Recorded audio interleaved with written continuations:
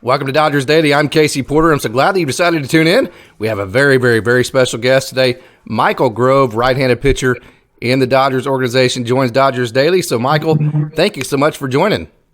Yeah, thank you. Okay, pitchers and catchers report in 2 days. Now, I know you guys are all out in Arizona. I think you guys all went to the golf tournament this weekend. So you're already out there, but it's still a pretty special deal when pitchers and catchers officially report, isn't it? Yeah, I mean, it's always exciting this time of year, and you can just kind of feel the energy. Everybody's ready for a new season, so it's fun right now. Okay, so congratulations on your Major League debut, man. That's got to be cool. You know, for those of you that don't know, the back half of Micheal's sophomore year, he lost because of his Tommy John surgery. Did not get to pitch his entire junior year. Still got drafted by the Dodgers. So all that work that went into that, thinking back to all those frustrating moments watching your buddies at West Virginia play, and then fast-forwarding all the way to stepping on the mound for the Dodgers. Wow. How cool is that, huh? Yeah, it's crazy to think about, and I did get some time to kind of step back and think about that whole process and just the steps it took to get here from the first year of pro ball and COVID and everything. It seems like forever ago, but yeah, just getting to look back on all the different little things I went through to get to this point, it's pretty cool. Yeah, did Coach Mazey reach out to you? Coach Sabins and them? Yep. Yeah, that's cool. Coach Mazey has a wonderful program being built there in West Virginia.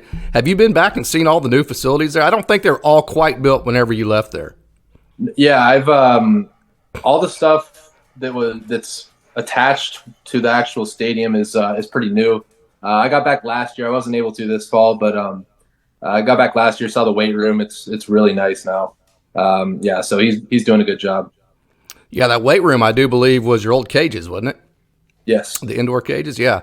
Okay, so here you got an old boy from Wheeling, West Virginia, kind of a Friday Night Lights type feel of a town, and you're pitching for the Dodgers, one of the most iconic organizations in the world. So did you have the chance just to take a moment to take it in, just to kind of look around and go, wow, I'm really here and take it in? Can you describe that moment for us?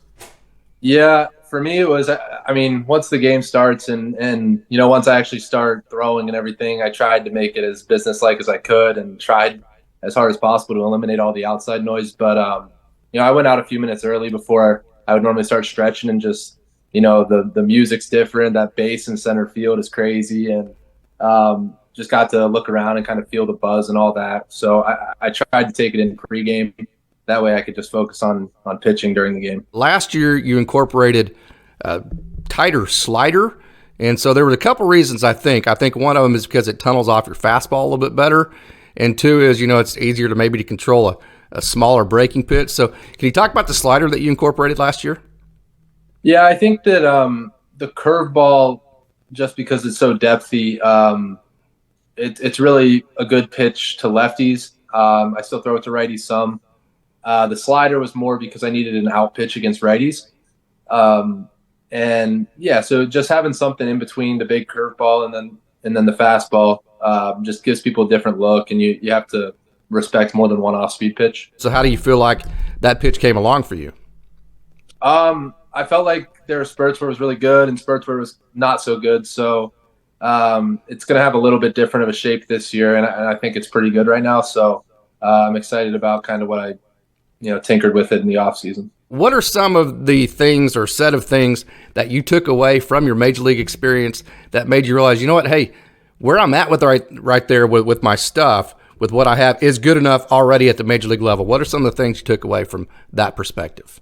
Yeah, I think that it's all so, you're always confident in your stuff. And I think just actually going up there and seeing that you can still get guys out with what you've been doing at the lower levels. And, obviously mistakes get punished, but just getting the mental reaffirmment that, hey, your stuff's good enough to get guys out. Now we can just talk about, how we're going to set guys up and what pitches to throw and that kind of stuff. So it gives you a little bit more confidence. Did you have what I call the eureka moment where you're standing there and you go, hey, this is a big deal, and I'm looking at Mookie Betts and Freddie Freeman and Justin Turner, and it seems surreal, but having said that, I'm good enough to be here. Did you have that eureka moment? Yeah, definitely. I mean, going into that clubhouse, there's not a whole lot of clubhouses like that, especially last year, where even it's like you're looking at a David Price and you're like, man, like I grew up watching this guy, and so yeah, like Kershaw and Mookie and all these guys. So it's an intimidating clubhouse to go into, just with all the accolades and everything in there. But I just try to go about my business the same way I always do, stay out of the way if I can, and try to be the same guy. We mentioned all the things that you took away that you realized, hey, I'm good enough already at the major league level from those perspectives. So tell us some of the things that maybe you took away from your major league debut experience that you realized, you know what, I need to get better at this, that you took into the offseason. Yeah, so I think like the debut seems like a year ago. Well, it almost was, I guess. But, that I can't really take a whole lot away from that just because all the nerves and all the stuff that goes into it. But that the back stretch where I got some consistent starts, started to realize like, I was really good at getting to 2 strikes with, dumping a curveball and then, fastball. And then once I got to 2 strikes, I didn't feel like I had great put away pitches.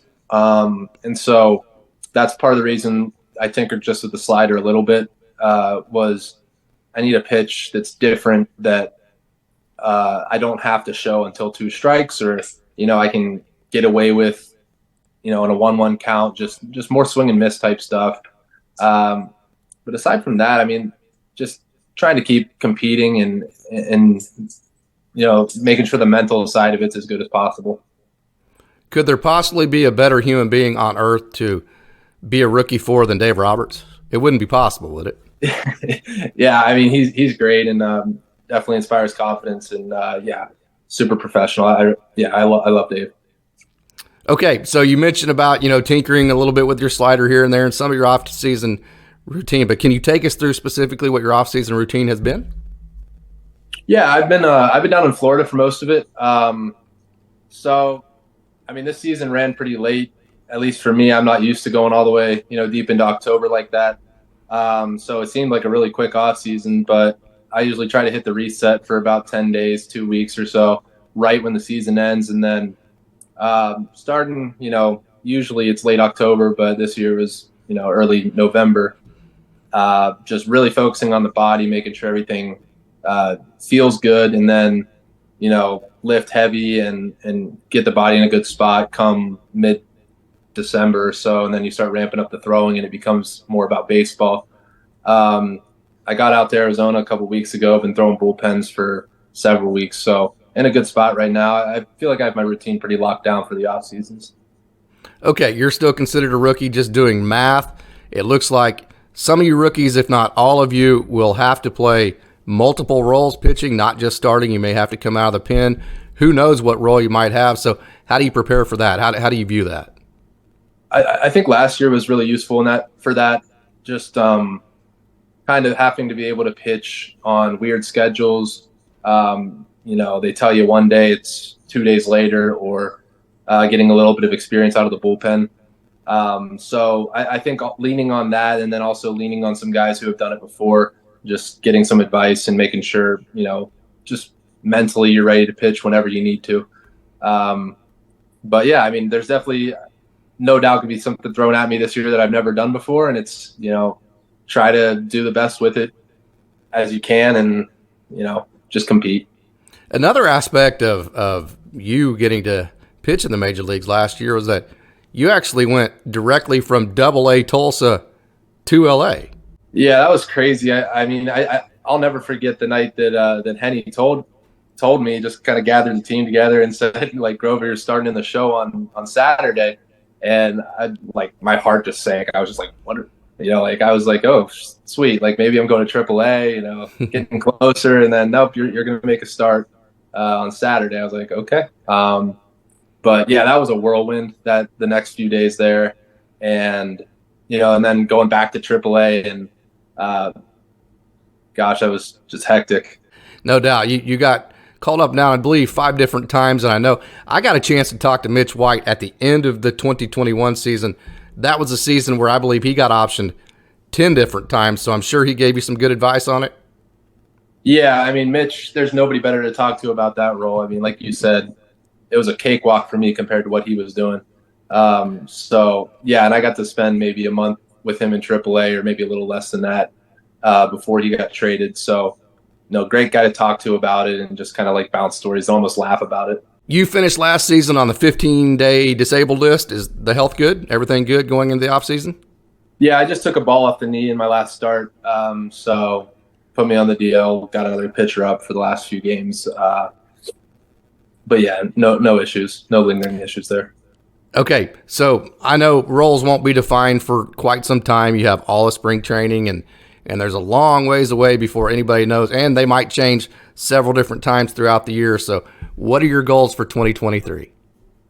Yeah, I mean, just like you said, there's a lot of moving pieces at the big league level, and what positions are going to be available, we don't know. So all I can do really is just focus on the things that I do well, or that I need to do better. And at some point when I get my chance, because things always happen over the course of a long season, just be in a good spot to take advantage of it and maximize my abilities. And my personal goal is the same as it was last year, which is to be on the playoff roster, and that's what I'm shooting for again. You mentioned just a minute ago Scott Hennessy, the manager for AA Tulsa. He is what they call the mayor of Drillville. Can you talk about how cool it is to play for him? Yeah, I mean, Henny's the best. You talk about like a player's coach, player's manager. Henny, everybody loves Henny in the clubhouse. Does a great job keeping it light. It can get hot for those 30 days in a row over the summer when you're playing in Oklahoma and Texas. So it's great having somebody that keeps it fresh in there. And Travis has your back at all times, doesn't he? Very, very, very professional, and he's the type of guy that hey, if he feels like his player is not getting what they deserve, man, he's going to be all over it, isn't he? Yeah, no doubt about it. Kind of different approach from Henny, but yeah, I mean, he'll stand up for anybody at any time, right or wrong, which, is all you can ask for.